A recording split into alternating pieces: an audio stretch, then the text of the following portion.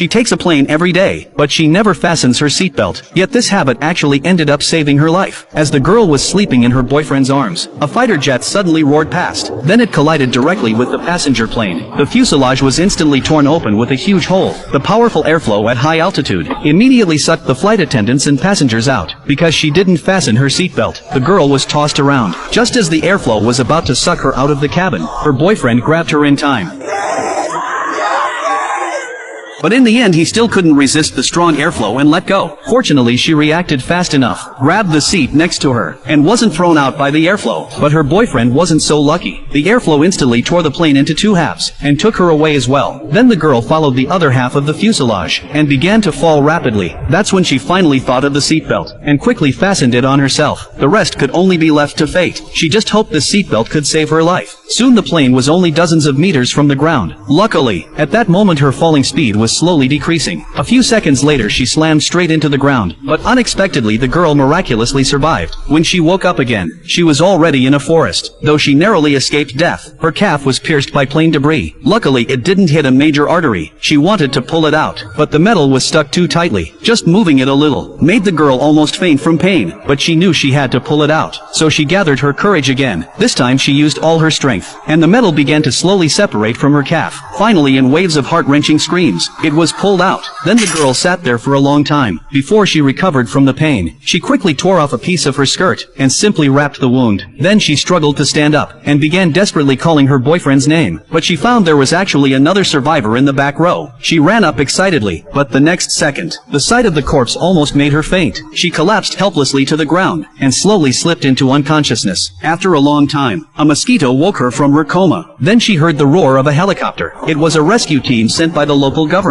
The girl quickly tore a scarf from the nearby dead body and ran toward the sound of the rotors, ignoring the stabbing pain from her wound. When she saw the helicopter, she waved the scarf in her hand and shouted loudly, but the helicopter flew straight over her head. Luckily an old man on board saw her, but the person in charge thought, falling from 50 meters, there was no way anyone could survive. Maybe that person was just a camp cook nearby, waving at the helicopter to say hello. The girl could only watch as her only chance to live flew over her head, unable to do anything. Meanwhile, on the other side, ground crews began large-scale searches, but without exception all they found were bodies. No survivors at all. Then the earlier helicopter, after dropping off the officer, decided to go back and search again. The pilot thought that person didn't look like they were waving hello, but more like they were calling for help. They also had families of their own, so they understood how the victims' families felt. Even if there was only the slightest hope, they couldn't give up. The girl's mother, after getting the news, immediately rushed to the airport, but the staff there told her it was a car accident, even though her daughter was on a plane. Could there be some hidden truth behind this crash? Why would the staff deliberately cover it up? Meanwhile, the girl had no intention of giving up. She wanted to find the section of the fuselage where her boyfriend was. No matter the result, she had to know if he was alive or dead. But just then, a tiger suddenly appeared in her sight. It had tracked the scent of blood all the way here. It was clear it was hungry now. Seeing this, the girl slowly backed away, but she accidentally stepped on a branch. The sound instantly caught the tiger's attention. Compared to corpses, it seemed more interested in a living girl. She froze in fear, just when she thought she was about to be killed. That helicopter appeared in time. The deafening rotor noise scared the tiger away, though the girl escaped with her life. She once again missed the helicopter, and before she could recover from the shock, pain shot through her wound again. She took a cigarette from her pocket, hoping for a small smoke to ease her bad mood, but the cigarette was already damaged in the crash. The girl was furious. She never thought that now even having a smoke was a luxury. As she sat there unsure what to do, she happened to glance at a branch in her hand, and fell into deep thought. The girl remembered this plane's destination was east, and at the time of the crash, her boyfriend was in the cockpit, which meant the direction she fell in should also be east. Although she didn't have a compass now, it didn't matter. Her boyfriend once taught her how to find direction in the wild. First find a silver needle, then rub it hard on clothing to magnetize it, then place it on a floating leaf. Luckily there was a teddy bear here, and its button had a silver needle on it. Soon the girl used this method to find the direction. Then she filled a container with water from the river, and took off the dead person's clothes to move more easily. She even turned her high heels into flat shoes, so limping along she set off. But the calls of birds in the forest meant this journey would not be smooth. Soon she saw a patch of forest destroyed by the crash. It seemed she was going the right way, but before she could be happy for long, she accidentally fell into a swamp. She began struggling desperately, but the more she struggled, the deeper she sank. When she didn't know what to do, she suddenly saw a small sapling in front of her. Like grabbing a lifeline, she reached for it with all her strength. Luckily the sapling was sturdy enough, and before it was pulled out by the roots, it helped her climb out of the swamp. swamp, but bad luck kept coming. As soon as she climbed up the slope, the slippery ground made her slide back down.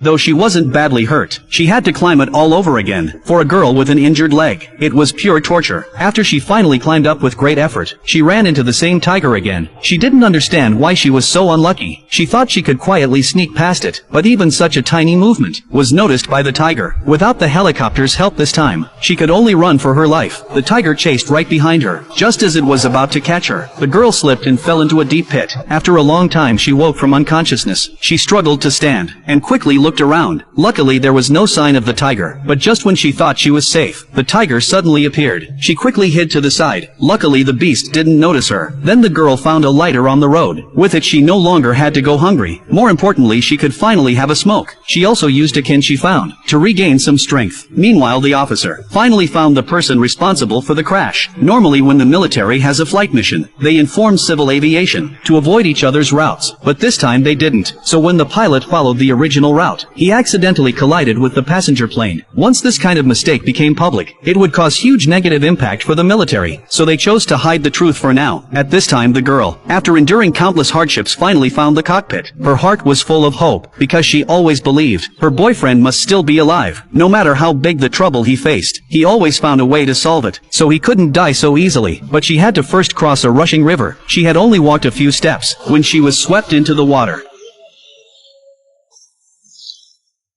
Luckily she had great luck, and managed to crawl ashore. The bloodstains on the cockpit showed how serious the crash was. Then while searching for supplies inside, she unexpectedly found a flare gun. She quickly loaded a round, and fired a shot into the sky. But the rescue team wasn't nearby, so they couldn't see it. Just as she was about to fire the second shot, she realized this, and put the round back. She decided to save it for when she saw the rescue team. Just then the temperature dropped suddenly. She was shivering from the cold. The girl gathered dry branches, hoping to make a fire for warmth, but the lighter had stopped working after being soaked in water too long. She knew if this continued she would freeze to death, so she took a plastic bag and put it over her head. That way she could keep more heat in. She then fell into a deep sleep. Meanwhile the parents of both people arrived at the crash site, but the area had already been sealed by the military. No unauthorized personnel allowed. The girl's father knew the officer in charge. If he found him he could learn the truth, but for now getting in was the problem. At this time, the boy's mother had a bold idea to drive straight through the checkpoint. The soldiers chased after her immediately, but they underestimated her driving skills. Even chasing to headquarters they couldn't catch her. Luckily the connections were strong enough, so the soldiers didn't make things difficult for the man. The man understood their feelings, and introduced them to the officer. Я вас слушаю.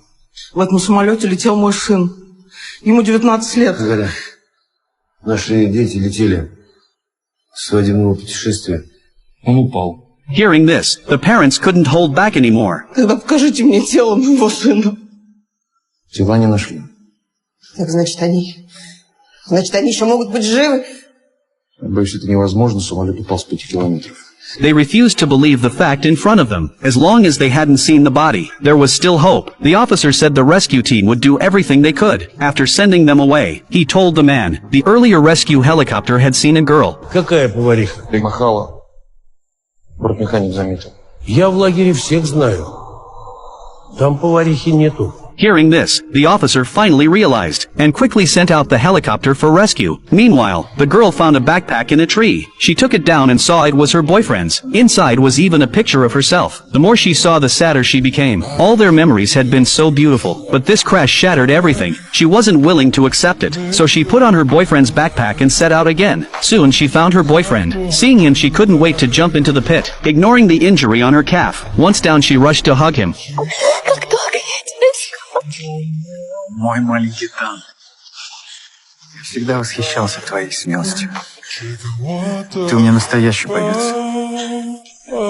Ты даже сильнее, чем я. Ты что, нашла мой рюкзак? Видела мои рисунки?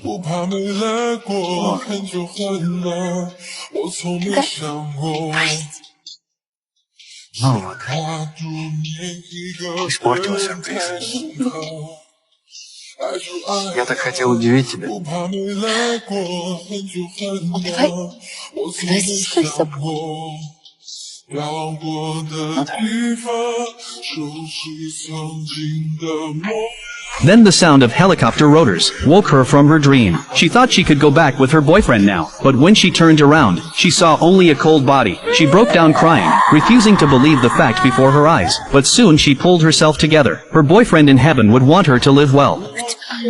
Then she began desperately climbing up. At this time the rescue team was also searching for her. The girl called out loudly, but her voice was so small in the rain. Worse still, the pit was now extremely slippery. Each time she climbed up she slid back down, but luckily the man on the other side found the earlier flare she had fired. Smelling it, he was sure she was nearby, and shouted loudly. The girl finally climbed up. Once up she didn't waste a second. With trembling hands she loaded the flare, and with her last hope, fired it into the sky. Everyone instantly noticed the light. After 3 days of hardship, she was finally rescued. At this point everyone might think it's impossible to survive a plane crash, but this was a true story. On August 24, 1981, a Soviet passenger plane and a military aircraft collided at 5,000 meters and crashed. This woman was the only survivor, but the incident was deliberately covered up, until years later when it was revealed. She also received huge compensation, though she later married and had children. Whenever she was interviewed by reporters, she would think of her true love, and often shed tears. They had once been so happy. If she had fastened her seatbelt back then, the ending might have been different.